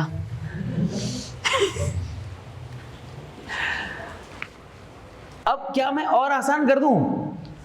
सर एक आर्टिफिशियल पर्सन दूसरे आर्टिफिशियल पर्सन का शेयर होल्डर हो सकता है, यानी शेयर होल्डर आर्टिफिशियल पर्सन हो सकता है। और आसान, शेयर होल्डर आर्टिफिशियल पर्सन हो सकता है किसी आर्टिफिशियल पर्सन का। समझ आ रही है नहीं? है आर्टिफिशियल पर्सन दूसरे आर्टिफिशियल पर्सन का मालिक बन सकता है। अब जो मैं सवाल पूछूंगा ना, इसका सवाल का अगर जवाब दिया तो आप तेज हैं। मुंह जो ऊपर करो, यहां देखो। अगर मैं आपको ये कहूं कि एक आर्टिफिशियल पर्सन, पहले सुनना सुकून से, एक आर्टिफिशियल पर्सन दूसरे आर्टिफिशियल पर्सन का डायरेक्टर बन सकता है। डायरेक्टर मतलब मैनेजमेंट चलाने वाला, एक मिनट, हाँ, एक मिनट, एक मिनट, एक मिनट, एक मिनट, एक मिनट। ये क्या है? आर्टिफिशियल। ये अपनी मर्जी से कुछ भी नहीं कर सकता जब तक मैं नहीं चलाऊं इसको, है भाई। इसकी अपनी कोई वो नहीं है वर्थ, ये मेरे हिसाब से चलेगा, ये भी मेरे हिसाब से चलेगा, इसकी भी अपनी कोई वर्थ नहीं है। ये दोनों क्या है? Artificial person. ये आर्टिफिशियल पर्सन इसके शेयर्स खरीद सकता है, ये आर्टिफिशियल पर्सन इसको चला सकता है। बोला चला, चला इसको, ये चला सकता है, ये चला इसको, यूं रख के बोले इसको गाइड कर, बोल चल कर। आप कह रहे तो मान देता हूँ। मैं नहीं कह रहा, कोई बात नहीं समझ, आगे जाके आएगा समझ। अभी तो मैंने डायरेक्टर का कुछ बताया नहीं, मैनेजमेंट का कुछ बताया नहीं, तो मेरे कहने पे क्यों मान रहा है अभी यार? ये इसको ओन कर सकता है, इसको एग्री करते हैं ना सब, come on speak it out, इसको एग्री करते हैं, ये इसको खरीद सकता है, ये इसको ओन कर सकता है, लेकिन ये इसको चला नहीं सकता, क्योंकि इसको चलाने के लिए आपका नेचुरल पर्सन होना जरूरी है। किसी भी आर्टिफिशियल को चलाने के लिए इंसान का होना जरूरी है, हाँ या ना? तो इसका मतलब कि एक आर्टिफिशियल पर्सन दूसरे आर्टिफिशियल पर्सन का शेयर होल्डर हो सकता है, लेकिन एक आर्टिफिशियल पर्सन दूसरे आर्टिफिशियल पर्सन का डायरेक्टर नहीं हो सकता, क्योंकि डायरेक्टर का काम क्या है? मैनेज करना, कंपनी को रन करना, कंपनी के डिसीजंस लेना। वो एक आर्टिफिशियल पर्सन नहीं ले सकता।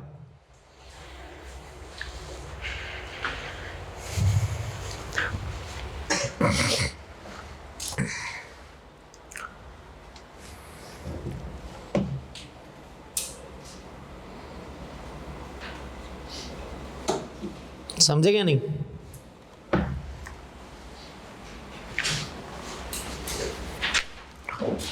यहां देखना, थके तो नहीं है ना? हाँ, पढ़ना मजा आएगा आपको। जिंदगी आपकी बिल्कुल अगर वो है ना अजीरन गुलिस्तान बन जाएगी। यहां देखो, यहाँ यार एक शेयर होल्डर है, सही है? शेयर होल्डर नहीं, पहले ऐसे ही शेयर होल्डर नहीं, एक बंदा है मिस्टर ए। मिस्टर ए के पास एक है air condition.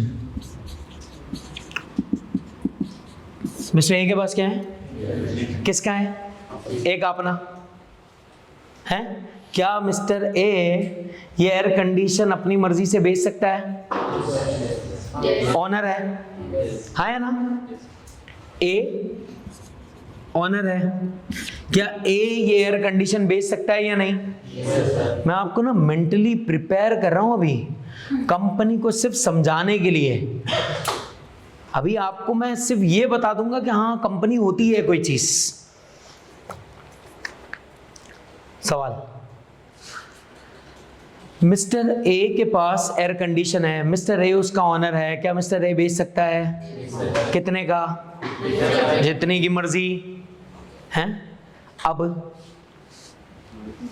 Sir mister A ने एयर कंडीशन उधार पे उठाया है, कितने का?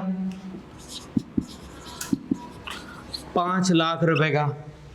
कितने का उठाया? नुकसान हो गया, एको नुकसान हो गया, एसी में कोई मसला आ गया, जल गया, कोई भी XYZ चीज हो गई। जब मिस्टर ए ने बेचा, 1 लाख रुपए का बेचा, सेल कितने का किया? 1 लाख रुपए का। क्या जिस बंदे से उधार लिया उसको कितने पे करने पड़ेंगे? पूरे 5 लाख। 1 लाख तो है मेरे पास, बाकी 4 लाख का क्या करूं? वेरी गुड, पर्सनल एसेट से दूंगा। अब यहां देखना, प्लीज मेक श्योर करें आप यहां देख रहे हैं। सर मिस्टर ए ने बोला यार ये क्या तमाशा लगाया हुआ है, लोग आते हैं चमाटे कराते हैं, पैसे घर से लेके चले आते हैं, बिजनेस करूं क्या करूं? हट गई मिस्टर ए की। मिस्टर ए ने बोला सही है भाई। अब देखो मिस्टर ए ने क्या किया, मिस्टर ए ने लिखा ए कंपनी, उसी बंदे के पास चला गया, बोला भाई एसी बेच रहा है? बोला बेच रहे हैं। एक कंपनी, अब ये मिस्टर ए नहीं है, अब ये कंपनी बन गई। इसका मतलब कि आपको कैसे पता लगेगा कि ये कंपनी है? क्योंकि उसके नाम के आगे लिखा होगा। मेरा नाम है स्वाले सोरठिया, ये नेचुरल पर्सन है आर्टिफिशियल? अगर मैं लिख दूं स्वाले कंपनी, अब आपको पता लग जाएगा कि स्वाले कंपनी एक आर्टिफिशियल पर्सन है, और हो सकता है इसको मैनेज करने वाला स्वाले खुद हो, वो नेचुरल पर्सन होगा। समझ आ रही बात ही नहीं? लिख रहे हो ना तुम लोग कि अगर ये कंपनी लिखा हुआ है, अगर ये जब तक लिखा हुआ था ए, तो इससे हमें क्या जाहिर हो रहा था? ये क्या है? नेचुरल पर्सन, क्योंकि ये तो सिर्फ सोल प्रोप्राइटर के हिसाब से काम कर रहा था। अब हम बात कर रहे हैं कि ए की हट गई, ए ने कंपनी बना दी। ए ने वही 5 लाख रुपए का एसी लिया, ए को नुकसान हो गया। ए ने वही एसी बेचा कितने का? 1 लाख रुपए का। अब मुझे एक बात बताएं, क्या सर मिस्टर बी जिसने उधार दिया था, क्या वो 5 लाख रुपए वसूल कर सकता है या नहीं कर सकता? कितने वसूल कर सकता है? 1 लाख रुपया वसूल कर सकता है। यस और नो? सर लेकिन मैं स्वाले को तो जानता हूं ना, ए कंपनी है एक पर्सन, मैं मिस्टर ए को तो जानता हूं, मिस्टर ए से नहीं ले लूं? क्या आप मिस्टर ए से रिसीव कर सकते हैं? नहीं वसूल कर सकते। आपने दिए किसको थे पैसे? कंपनी को। तो लोगे भी किससे? कंपनी से। आप मुझे पैसे दोगे तो किससे लोगे? मुझसे। और मेरी कंपनी को दोगे तो मेरी कंपनी से। आप मेरे भाई को पैसे देंगे तो भाई से लेंगे, मुझसे थोड़ी लेंगे। इसका मतलब जिसको पैसे दिए उससे ले। इसने पैसे किसको दिए? हाँ भाई यहां देखना, बहुत टाइट बात हो रही है। इसने पैसे किसको दिए? बी ने ए कंपनी को, तो वो वसूल भी किससे कर सकता है? ए कंपनी से। अब ए कंपनी के पास खुद के पास कुछ भी नहीं है, तो अब आप वसूल नहीं कर सकते। लेकिन सर जब आप मिस्टर ए को पैसे दे रहे थे तो आप वसूल भी किससे कर रहे थे? ए से। अगर बिजनेस के एसेट्स में पैसे नहीं भी हैं तब भी आप किससे ले सकते हो? ए के पर्सनल एसेट से। लेकिन सर यहां पर जब आप कंपनी को पैसे दोगे तो वापस भी किससे लोगे? आई बात समझ या नहीं? हाँ या ना? एक और एग्जांपल दूं? जब उसका लॉस हुआ है, एक मिनट ना जानू, कौन सा लॉस? तो 4 लाख का जिस बंदे ने पैसे दिए, बेटा कंपनी, मैं अब आपको ये अभी बता नहीं सकता ना कि यार कंपनी में जब लॉसेस होंगे तो कौन कौन पे करेगा, कैसे कैसे पे करेगा। लेकिन जब आपके लॉसेस हो गए तो वो डूब गया, फिर आप कंपनी से आप वसूल नहीं कर सकते। कंपनी के पास कुछ भी नहीं है, कहां से देगी? क्या डायरेक्टर्स के घरों पे भेजूं एक एक के? बोला ये डायरेक्टर है मिस्टर सी, मिस्टर बी, मिस्टर बी के घर पे भेज दो। अब मिस्टर बी के घर पे क्यों भेज रहे हो? आप वसूल नहीं कर सकते किसी से भी, लीगली लॉफुली आप वसूल नहीं कर सकते। जो गया गया। लेकिन आप बहुत आगे की बात पूछ रहे हो। अभी तो मैं आपको सिर्फ बेसिक एक बताने की कोशिश कर रहा हूं कि कंपनी नाम की कोई चीज होती है, कंपनी है क्या, बस। अगर आप बैंक से लोन लेने जाते हो तो वो तो एसेट्स देख के लोन देंगे ना कि इतने वर्थ के एसेट्स हैं। अरे भाई नहीं देखे, और देखे भी, सब कुछ जल गया, शिपमेंट आ रहा था डूब गया, अब क्या करें? समझ आ रही बात? फिर भाई जानू अभी स्टार्ट नहीं हुआ ना, अभी तो खाली समझने का टाइम है, सवाल पूछने का टाइम 2, 4, 5 दिन के बाद आएगा। 2, 4 दिन के बाद अब भर के सवाल पूछो। लिख लो, अभी लिख लो अपना ये वाला सवाल, लिख भाई लिख। 4th क्लास के बाद तू सल्यूट मारते हुए नहीं जाना, हाथ चूमता हुआ बोला यार एंड कर दिया। ये नहीं करना। तो अभी लिख लो, सवाल लिख लो, सही बता रहा हूं, क्योंकि अभी आपको जो आप सवाल पूछ रहे हो ना वो हाफ कुक्ड क्वेश्चन है, और मेरे जितने भी आपके पास जो बता रहा हूं ना वो हाफ कुक्ड चीजें हैं। हाफ फ्राइड चिप्स होते हैं उसके पास, चिप्स वाले के पास, कभी खाएं? खा ले, कोई मसला थोड़ी है, खा भी लोगे तो आप मरोगे नहीं। तो इसका मतलब लेकिन आपको मजा नहीं आएगा। तो वो क्या बोलेगा? बोले यार ये मजा नहीं आ रहा, तो बोला भाई पूरा पकने तो दे, तो मजा आएगा ना। तो मजे के लिए थोड़ा पकने दे भाई इसको। ये अब यार इतनी सी बात लिखी है या नहीं? ये वाली बात लिख लेना, ये लिखी नहीं है तुमने सवाल पूछने के चक्कर में। लिख ली है क्या? दे मेरे को, दे मैं लिख दूं। मैं लिख रहा हूँ। चले अब एक और एग्जांपल जरा सुनिएगा। एक कंपनी है स्वाले कंपनी, ठीक है? ये केस 1 स्वाले कंपनी, इसके नाम पर एक जमीन है। स्वाले कंपनी के नाम पर एक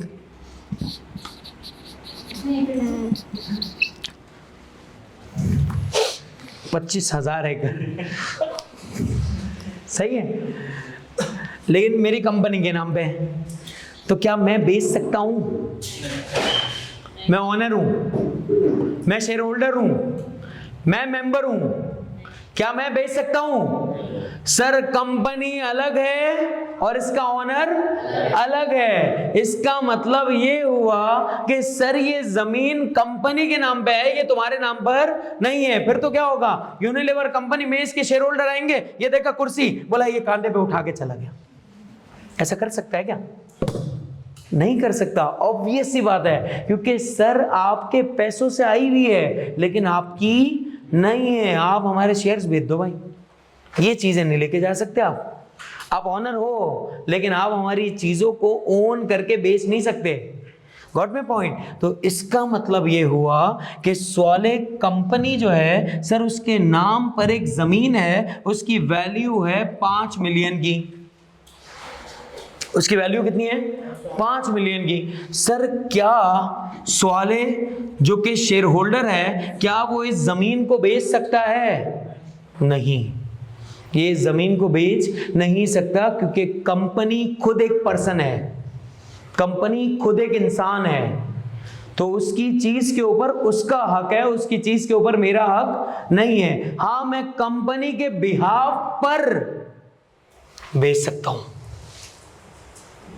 मैं कंपनी के लेटर हेड पर, मैं कंपनी के कॉमन सील पर, आसान, कंपनी के स्टैंप पर मैं ये बेच सकता हूं। जिसका पैसा आएगा किसके पास? कंपनी के पास, मेरे घर पे नहीं जाएगा। बात समझ आ रही है नहीं?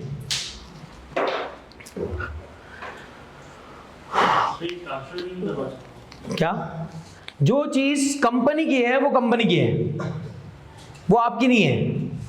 आप सोचें ना यार, आप सोचें, एक कंपनी है बाइको कंपनी, मेरे पास बाइको कंपनी के शेयर्स हैं। क्या मैं बाइको कंपनी से पेट्रोल मुफ्त में ले लूं? बोलो भाई ये मेरी कंपनी है, मुफ्त में दो, वो दे देंगे? वो दे देंगे? नहीं देंगे। ऑब्वियस सी बात है। वो क्या बोलेंगे? सर आप शेयर होल्डर हैं, आप ऑनर हैं, लेकिन कंपनी के एसेट्स के ऊपर आपका हक नहीं है। अगर डायरेक्टर भी हम खुद ही है तो? बेटा डायरेक्टर खुद ही होते हैं, खुद ही होते हैं, खुद ही होते हैं। ये अभी तो मैंने बताया नहीं कि separation of ownership and management होती क्या है। सवाल क्यों पूछ रहे हो इतने? खाली सब्र कर ले, थोड़ा सा पेशेंस रख, पेशेंट नहीं बनो। अब अगर पेशेंट बनने में और पेशेंस रखने में फर्क है। अगर आप पेशेंस नहीं रखेंगे तो आप पेशेंट कंसीडर किए जाएंगे। सही है? अभी तो एक कैरेक्टरिस्टिक बताइए कंपनी की, सिर्फ एक, 1.5 घंटे के अंदर। तो जब ये मैं 10-12 कैरेक्टरिस्टिक बता दूंगा तो आपको समझ नहीं आ जाएंगी चीजें। थोड़ा सा हौले रहना पड़ेगा ना यार, समझे बात या नहीं?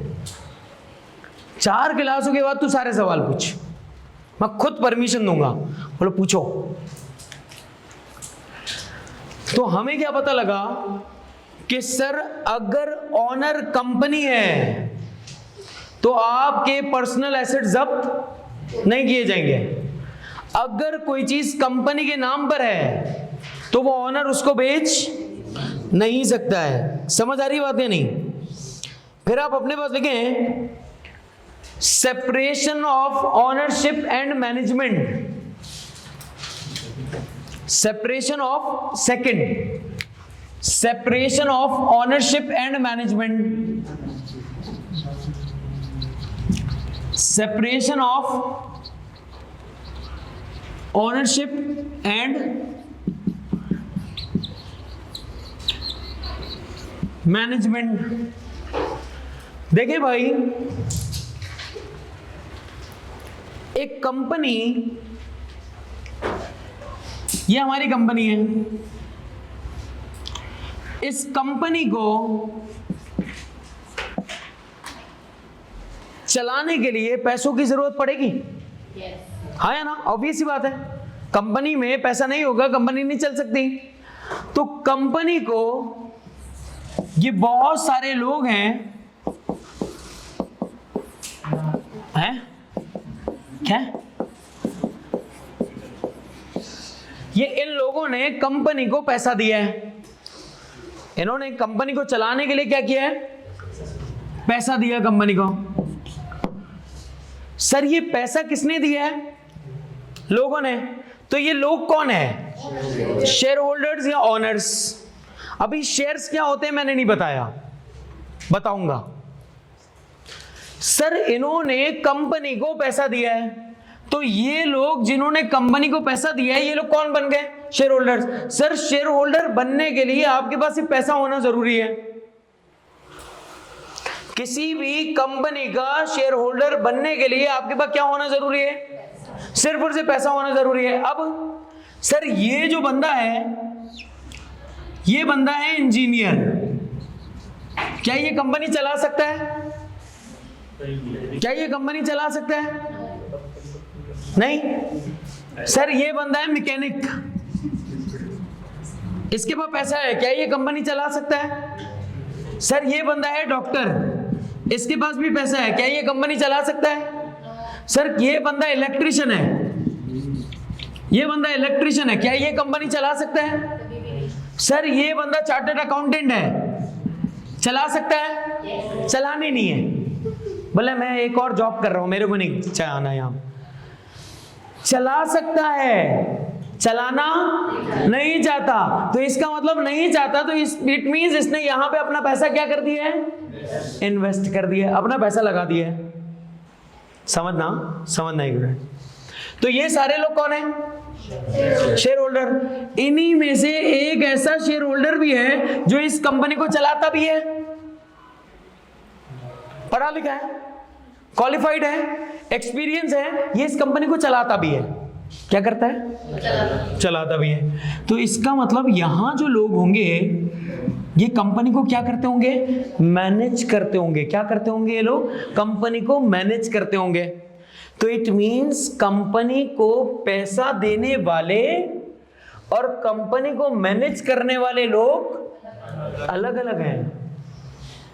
कंपनी को चलाने वाले और कंपनी को ओन करने वाले जो लोग हैं वो अलग अलग हैं। तो इसका मतलब सर यहां पर separation of ownership and management है। यहां पर क्या है? Separation of ownership and management, कि यहां पर ओनरशिप अलग है और यहां पर मैनेज करने वाले लोग अलग हैं। तो सर ये जो मैनेज करने वाले लोग होते हैं ये कौन कहलाते हैं? ये आपके BODs कहलाते हैं, बोर्ड ऑफ डायरेक्टर्स कहलाते हैं। कौन कहलाते हैं ये लोग?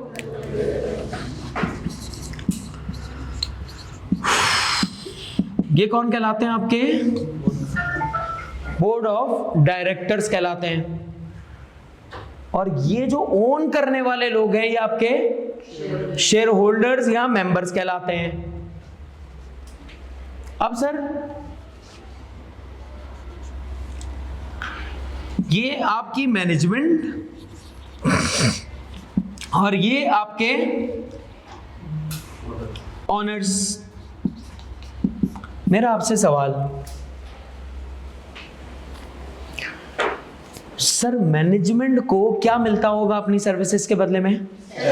सैलरी, बोनस है, ये सब मिलता होगा।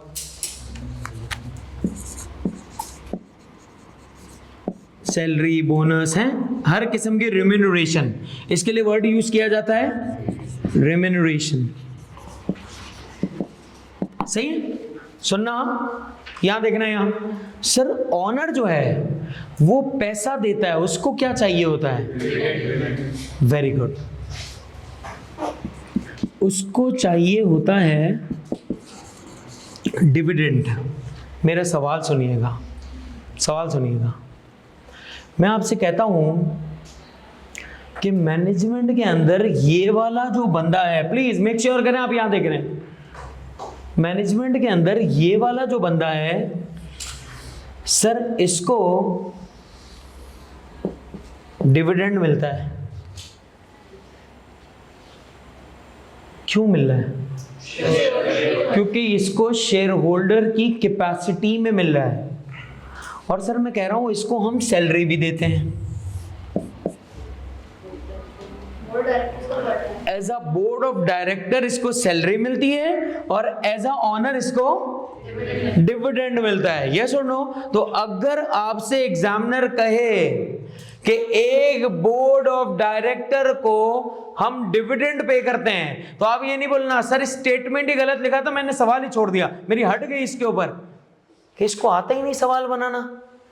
इसका मतलब उसको कौन सी कैपेसिटी के अंदर मिल रहा है? ये शेयर होल्डर्स की कैपेसिटी के अंदर उसे क्या मिल रहा है? उसे डिविडेंड मिल रहा है। यस और नो? और सर मैनेजमेंट की बोर्ड ऑफ डायरेक्टर की कैपेसिटी में रहते हुए उसे क्या मिल रहा है? Salary, bonus, incentives. समझ आ रही बात या नहीं? लिखो लिखो लिखो लिखो, शाबाश।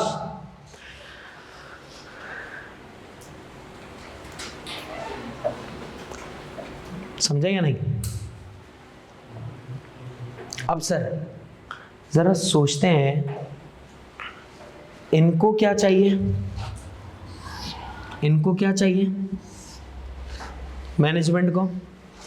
अच्छी सैलरी, बेहतरीन allowances, incentives, house allowance, car allowance, petrol allowance, हैं, मोबाइल अलाउंस, बीवी अलाउंस, सारे अलाउंस चाहिए इनको। ये भी कहाँ मिलती होगी?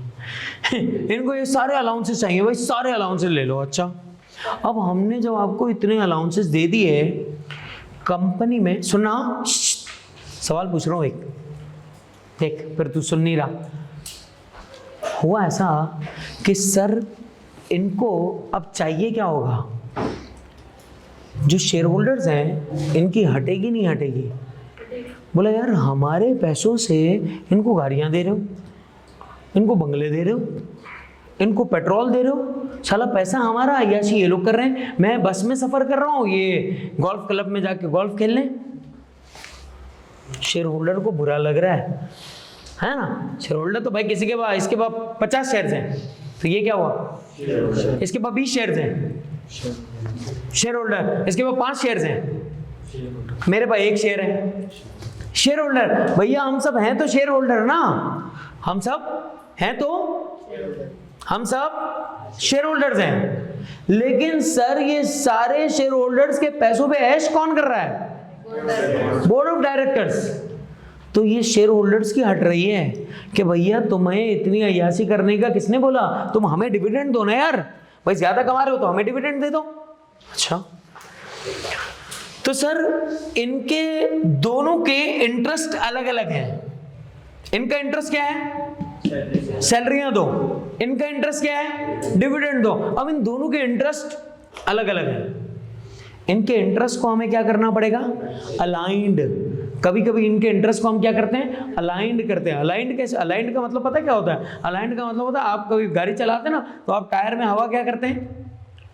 बराबर, ताकि ऐसा नहीं हो कि कहीं से गाड़ी यूं विली मार रही है आगे, बोला यूं क्यों जा रही है, इसका मतलब अलाइंड कर देंगे आप सब में। तो हम सबके इंटरेस्ट को क्या कर रहे हैं? अलाइंड, मैनेजमेंट के भी और ऑनर के भी। सर ये अलाइंड करेंगे कैसे? ये अलाइंड कैसे करना है? सर आप मैनेजमेंट के अंदर जो लोग हैं आप उनसे कहते हैं कि फर्ज कर लेते हैं कि आज शेयर की वैल्यू है मार्केट वैल्यू, आज शेयर की जो मार्केट वैल्यू है वो है 50 रुपए। अगर तुम लोगों ने मेहनत की और शेयर होल्डर और शेयर्स की मार्केट वैल्यू अगर 75 रुपए हो गई तो हम तुम्हें यही शेयर्स 22 रुपए में देंगे। अब ये मेहनत किस चीज पे करेगा? शेयर्स की वैल्यू बढ़ाने पे। और ये भी क्या चाहता है कि मेरा जो शेयर है उसकी वैल्यू क्या हो जाए? इंक्रीज हो जाए। अब यही मेहनत ये भी कर रहा है, तो इसका मतलब दोनों के इंटरेस्ट क्या हो जाएंगे? अलाइंड हो जाएंगे। यस और नो?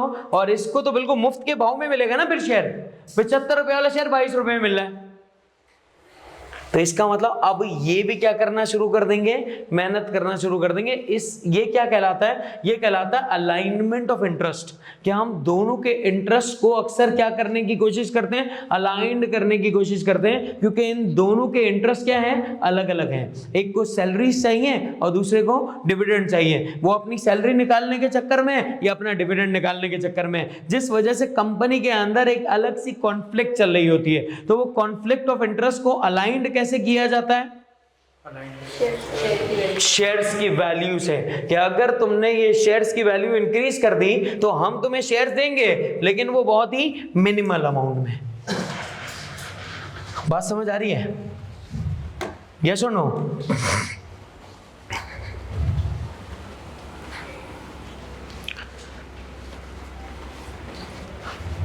अब तो नींद वाला एलिमेंट खत्म हो गया, वो तो सुबह वाला था।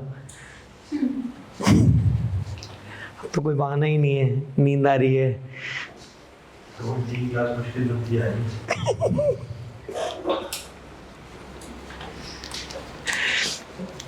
एडजस्ट करो।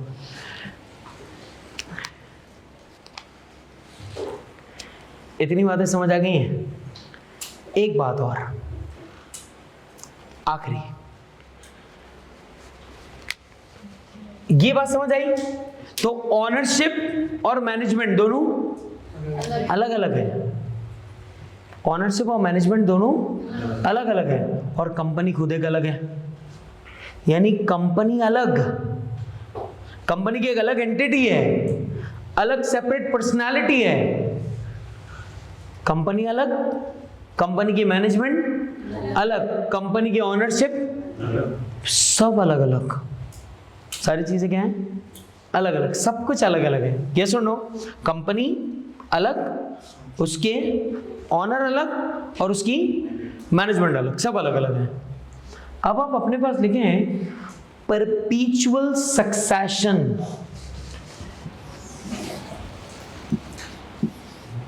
परपीचुअल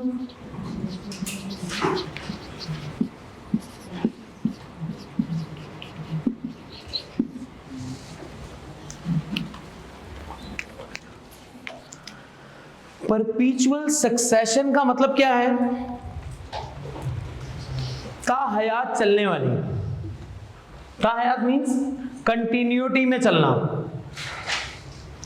यार सोल प्रोप्राइटरशिप का बिजनेस खत्म हो सकता है? कैसे? बंदा मर जाए, ऑनर मर जाए, बिजनेस क्या हो जाएगा? खत्म। सर पार्टनरशिप, बंदा इंसॉल्वेंट हो जाए, एक पार्टनर इंसॉल्वेंट हो जाए, पार्टनरशिप रहेगी? खत्म हो जाएगी? खत्म हो जाएगी। पार्टनरशिप के अंदर पार्टनर मर जाए, पार्टनरशिप रहेगी? खत्म हो जाएगी। नया एग्रीमेंट बनेगा ना, सब कुछ नया होगा, तो पार्टनरशिप क्या हो जाएगी? खत्म। सर कंपनी मरती नहीं है, कंपनी मरती नहीं है। कंपनी 100 साल, 200 साल, 400 साल पुरानी। इसका मतलब कंपनी इतनी आसानी से मरती नहीं है। हाँ मरती है, लेकिन उसकी कुछ रीजंस होते हैं, तब जाके मरेगी।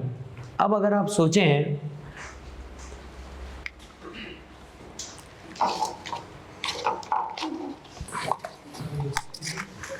अब देख रहे हैं आर्टिफिशियल पर्सन है, ये खुद से नहीं लग रहा, वो लग जा। तो आर्टिफिशियल पर्सन खुद अपने आप को चला नहीं सकता। अब इसको चलाने के लिए कौन चाहिए? हाँ समझा नहीं समझा? चल अब यार हुआ ऐसा, क्या बोल रहा था मैं? मरती नहीं। हाँ, कंपनियां मरती नहीं है। अब यार सुनो जरा, कंपनी कैसे नहीं मरती? कंपनी जो है, फर्ज करते हैं सर हो ऐसा जाए कि आप केएफसी के बाबा को जानते हैं? केंटकी वाला है बाबा, वो बाबा चले गए हैं? चले गए। कंपनी है या नहीं है? इसका मतलब नेचुरल पर्सन मरे आए जाए, इससे कंपनी को कभी भी कोई फर्क नहीं पड़ता। समझना, जुनेद जमशेद साहब चले गए हैं? चले गए। कंपनी है या नहीं है? कंपनी है।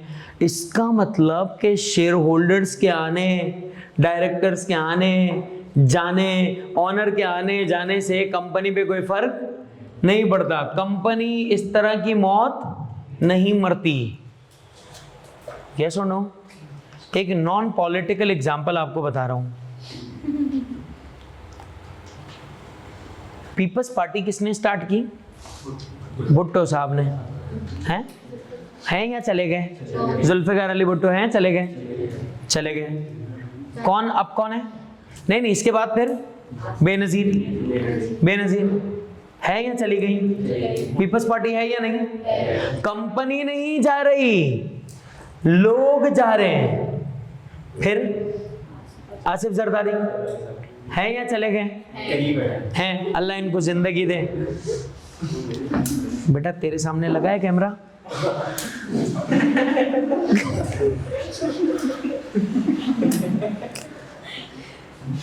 तेरे को मैं अच्छा नहीं लगता हूँ इस हालत में? बच्चों वाली बातें यार, बोल भी रहा हूँ नॉन पॉलिटिकल बातें हैं। तुम लोग, अब कितना डर का माहौल हो रहा है। अब यार तो अल्लाह इनको जिंदगी दे, आसिफ साहब को। तो अब ये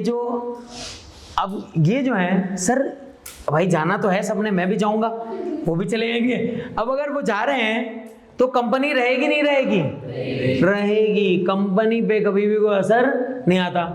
MQM कंपनी है ना, असल फाउंडर मेंबर शार्ट चलने थोड़ा बाहर हैं अभी आजकल, लेकिन कोई और तो चला रहा है। इसका मतलब लोगों के आने जाने से कंपनी को कभी भी कोई फर्क नहीं पड़ता। कंपनी पता कैसी होती है? कंपनी होती है रूट्स की मानंद। दरख्त के जो रूट्स होते हैं ना, एक बार आपने लगा दिए ना जमीन के अंदर सारे रूट्स, अब तुम रहो ना रहो, कोई ये दरख्त की सारी शाखें काटता रहे, दरख्त फिर से आ जाएगा। पीटीएम में भी देखो, पार्टी तो है ना, बंदा ही चला जावे, आ जावे, रुखसती, जेल, ये वो, तो ये तो पार्ट ऑफ लाइफ है। तेरे सामने करा दूं भाई ये बंदा, समझ आ रही बात या नहीं? तो इसका मतलब परपीचुअल सक्सेशन का मतलब क्या है कि सर मेंबर्स के आने या जाने से इस कंपनी के शेयर होल्डर्स 50 लाख हैं, अब सिर्फ 50,000 हो गए, क्या कंपनी बंद हो जाएगी? नहीं। इस कंपनी के डायरेक्टर्स 80 हैं, अब सिर्फ 8 रह गए, क्या कंपनी बंद हो जाएगी? नहीं। इसका मतलब कि लोगों के आने जाने से कंपनी के ऊपर किसी किस्म का कोई फर्क नहीं पड़ता। लोग कहते हैं ना हम तुम्हें छोड़ के जाएंगे, तुम बर्बाद हो जाओगे। अगर हम कंपनी होंगे तो हम नहीं होंगे। तो कंपनी किसी के आने जाने से बर्बाद नहीं होती, नेचुरल पर्सन बर्बाद होते हैं। कौन होते हैं? नेचुरल पर्सन बर्बाद होते हैं, आर्टिफिशियल पर्सन किसी के आने जाने से बर्बाद। सही है? ये कंपनी की बात कर रहे थे हम लोग। लिख लो, शाबाश, चलो लिखो लिखो, शाबाश। समझ आ गया? सर अपने सेपरेट लीगल स्टेटस का दूसरा नाम तो बताएं। Doctrine of corporate personality. समझ आया? और पढ़ना है? नहीं। यहाँ पर मतलब होता है एक डिफरेंट पर्सनालिटी है, ये अलग है बिल्कुल, यानी एक इसकी अलग एंटिटी है कॉर्पोरेट। भाई मोबाइल रख देंगे? समझ आ गई बात? कोई मसला है? नहीं। अपने सवालात आप स्टार्ट की सिर्फ 3 से 4 क्लासेस के लिए लिख लें। जब हमारी अलाइनमेंट हो जाएगी आपको बहुत सारी चीज़ें पता लग जाएंगी, तो फिर आपको पता लगेगा कि हाँ यार वो जितने भी मेरे दिमाग में सवाल थे वो सारे खत्म हो गए। ठीक है, जितनी बातें बताई वो समझ आ गई हैं। जल्दी से एक नज़र देख लें हमने स्टार्ट कहाँ से किया है। हमने स्टार्ट किया था टाइप्स ऑफ ऑर्गेनाइजेशन से। सबसे पहले मैंने आपको क्या बताया था कि सर सोल प्रोप्राइटरशिप, पार्टनरशिप और कंपनी, ये ऑर्गेनाइजेशन के टाइप्स हैं। फिर मैंने आपको इन तीनों में फ़र्क बताया था। मैंने आपसे कहा था सोल प्रोप्राइटरशिप और पार्टनरशिप कहाँ पे पढ़ेंगे हम? बिजनेस लॉ वाले पोर्शन में। और कंपनी किस पोर्शन में हम पढ़ेंगे? कंपनी सी लॉ वाले में। फिर मैंने आपसे कहा था कि यहाँ पर सोल प्रोप्राइटरशिप में ऑनर हम किसे कहते हैं? ऑनर को हम क्या कहते हैं? Sole proprietor. पार्टनरशिप में हम पार्टनर कहते हैं और कंपनी के अंदर हम शेयर होल्डर्स या मेंबर्स कहते हैं। फिर मैंने आपको बताया था कि सर सोल प्रोप्राइटरशिप में कैपिटल कहा जाता है, पार्टनरशिप में भी जो पैसा आता है ऑनर की तरफ से उसको कैपिटल कहा जाता है और कंपनी के अंदर उसे हम शेयर कैपिटल कहते हैं। जानी ये देख ले, रिवाइज कर ले एक बार साथ साथ। फिर इसके बाद सर सोल प्रोप्राइटरशिप में ऑनर कितने होते हैं? सर लेकिन अगर एम्प्लॉइज अगर 5 हो और ऑनर 1 हो, क्या तब भी वो सोल प्रोप्राइटरशिप का बिजनेस कहलाएगा? बिल्कुल कहलाएगा। हाँ, क्योंकि ऑनरशिप से फर्क पड़ता है, एम्प्लॉइज से कोई फर्क नहीं पड़ता। ठीक है। फिर सर वहां पे पार्टनरशिप के अंदर मिनिमम कितने पार्टनर्स होंगे? 2। और सर कंपनी के अंदर मिनिमम कितने मेंबर्स हो सकते हैं? 1 मेंबर वाली कंपनी भी हो सकती है। अब हमने कहा था कि सर कोई बंदा सोल प्रोप्राइटरशिप को छोड़ के पार्टनरशिप को क्यों स्टार्ट करेगा? कंपनी को क्यों स्टार्ट करेगा? सर लायबिलिटी की वजह से। उसमें लायबिलिटी क्या होती है? सोल प्रोप्राइटरशिप और पार्टनरशिप में अनलिमिटेड, और यहाँ पे लायबिलिटी क्या होती है? लिमिटेड। अच्छा, एक और चीज सर, जो कंपनी की जो पार्टनरशिप की जो लाइफ है वो क्या है? अनसर्टेन है, कभी भी खत्म हो जाएगी ना। सोल प्रोप्राइटरशिप की लाइफ भी क्या है? कभी भी खत्म हो जाएगी। और इसकी एक परपीचुअल सक्सेशन है। इसकी क्या है? कंपनी की क्या है? परपीचुअल सक्सेशन है, कंटिन्यूटी है, चलती जाएगी, लोग आएंगे जाएंगे, इसको कोई इफेक्ट नहीं होगा। फिर क्या बताया था? हाँ, लिमिटेड। सर इनकी लायबिलिटी लिमिटेड है, लिमिटेड बाय शेयर्स और limited by guarantee. Limited by shares में 3 बातें बताई थी। कौन सी? Fully paid, unpaid, partial paid. Fully paid का मतलब आपकी कोई liability at the end winding up के ऊपर आपकी नहीं है। फिर पार्शियल पेड का मतलब आपकी लायबिलिटी कितनी होगी? रिमेनिंग। और अनलिमिटेड अनपेड का मतलब सर आपने पूरा अमाउंट पे करना है जितना शेयर्स का आपका अमाउंट बनता है। और लिमिटेड बाय गारंटी का मतलब क्या है? जितने अमाउंट के आपने गारंटी लिए उतना अमाउंट आपको पे करना है। डन। फिर मैंने आपको क्या बताया था? अच्छा, ये सबसे इंपॉर्टेंट चीज सर, अब 2017 के एक्ट के हिसाब से हम सिर्फ किसकी बात करते हैं? सिर्फ फुली पेड की बात करते हैं। किसकी बात करते हैं? सिर्फ फुली पेड की बात करते हैं। फिर मैंने आपको क्या बताया?